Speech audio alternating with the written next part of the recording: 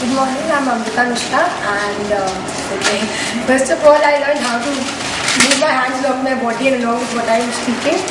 Next is what Vedika said, she's covered all the points which I wanted to say.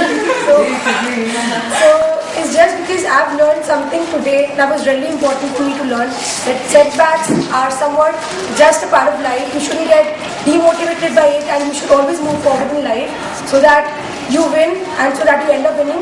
Don't go for what people say you, oh you can't do anything, you're just a mediocre, you'll never make it big in life. Think and believe yourself. And what PD class gave me was confidence to speak among, in front of so many people.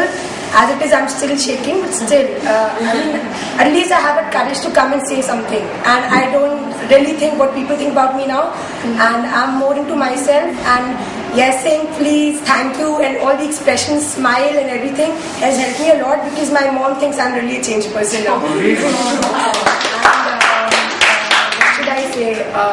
All my friends started liking me even more because of this, and very bad phase at that point in time, it really helped me at that.